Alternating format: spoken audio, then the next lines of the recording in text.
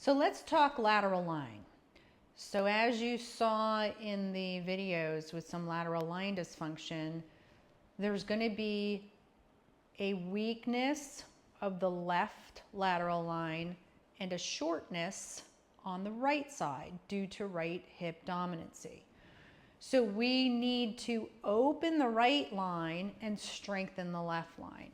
So something really simple that you can do at home is, probably saw this 1955 Jack LaLanne if you were young enough or if you're old enough to remember that. But right hand goes up in the air, left hand draws down the left leg to shorten the left oblique and open up the right oblique. Now this is the first position, and as you start to find that you have better mobility through your lateral line, you can open it up a little bit wider. If your hips are short, this is going to be a difficult position to be in because the area in between the thigh bone and the pelvis is different on each side due to that imbalance. So when you do this, you may feel much more restricted than when you're here, because these muscles are in a shorter position, and when they're here, the shorter one stays short and the longer one opens up. So work your way into that. So this is a very simple lateral line. Now, we can also do this with a cable if you go into the gym. And you notice I'm not showing you the other side because this is to correct a lateral line imbalance. Almost everybody has some type of lateral line imbalance, but let's go and look at this on a cable. And before I go there, how many of these do you do? It's always that sort of topic of repetition. When you're beginning any type of remodeling on your body, you have to think slow. 1, 2, 3. Don't hold them for more than 3 to 5 seconds. Those same rules apply to everything. 1 repetition held for 3 to 5 seconds, 2, 3, be done. And then keep adding a little bit each week and layering them and making sure that the body can handle the remodeling. Your body's complex. There's so many angles that it's got to correct you on this. You don't want to start doing it and become so habitual with it that when you do it, now you're compensating into a different direction. So make sure that that spine is lined up. Find some place that you can line yourself up with and really work just from the rib cage to the hip. Don't let those hips move. Don't let the body move. Don't let the rib cage get into it with the shoulder. You're going straight up and down the side of the leg. It's very structured, very small. These muscles aren't going to give you lots of length. So let's go ahead and look at this under some weight. All right, so I'm here in the gym with my cross cable machine. This is a little bit weighted for the, somebody who might be starting off, but you can do this with even a rubber band attached to a door. And the objective is to get the weight into the left side and draw down into the rib cage and then back up. So as we do that, we're opening the right side and strengthening the left side. Now you notice I'm not going back because I don't want to stretch out that left side. I want to keep it neutral and I want to bring it down into that left oblique and move into that. So if you're at the gym, you can throw a couple of these in.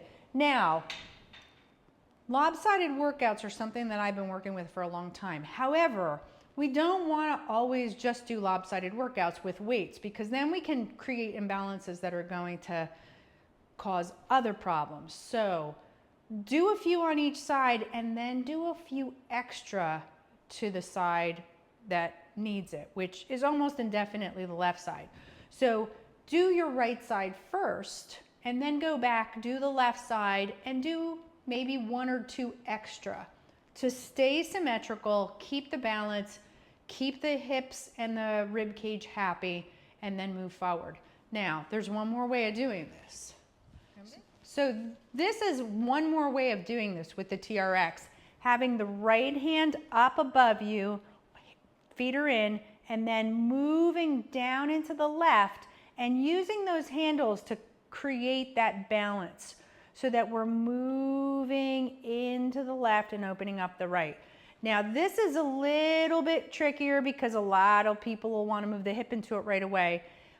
The hip is okay at some point once you get that flexibility back to both sides, but right now we really want to focus on opening it up. Now, of those three, the TRX did seem like it gave me more stability while I was doing the exercise to be able to move against and open up my right side. So all three of them have different properties to them. The first one gave me the ability to be able to feel where my center was. The weighted crossover gave me a little bit more strength to the movement, and then this gave me more ability to open up my right line. So the three of them work really nice together. You can do them at the gym just like that with a dumbbell and then that cross cable machine and your TRX. Or if you're lucky to have the ability to put the TRX up, because these are really inexpensive, the cross cable you can set up with just having the rubber straps.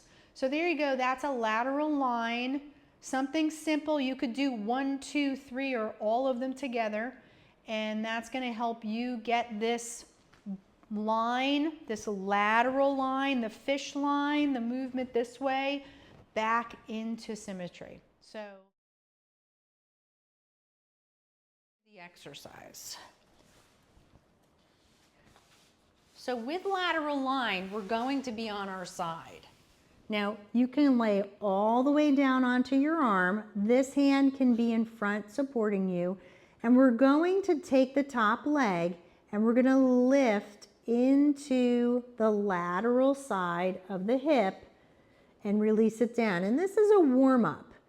And we're just going to do a few of these.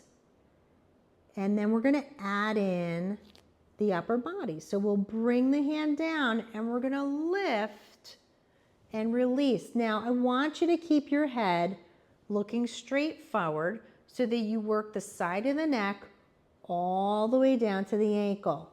Now this exercise is known to give people headaches if they have short side neck muscles. So make sure you push your head into your arm each time. Now and almost everybody does, right side, we're going to drop the right leg back and we're going to take the right arm over, and then we're going to do a corrective movement of a little lift with an arm movement and back down. And this is going to lengthen through the hip and the lower back of the right side, creating some length into that lateral line. And that's the corrective movement with lateral line dysfunction. As with all exercises and massage, you're going to always work both sides. Now, when you have a right side dysfunction, you almost always feel wobbly to the left because the left hip is in a side moving position. So you're going to do the same thing with the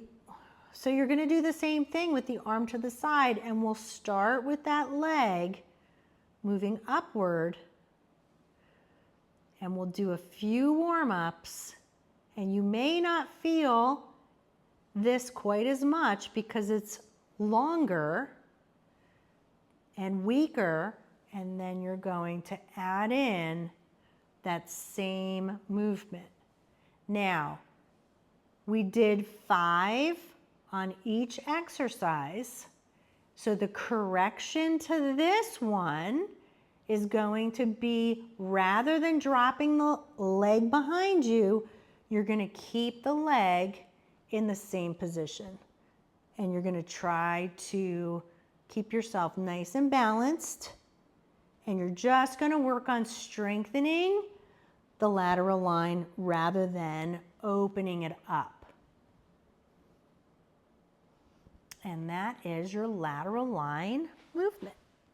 And that's the lateral line opener and strengthening. So I'll sometimes call those lopsided workouts because I'm trying to lengthen one side and strengthen the other when I have something that's more drawn down the center of the body or with a spiral.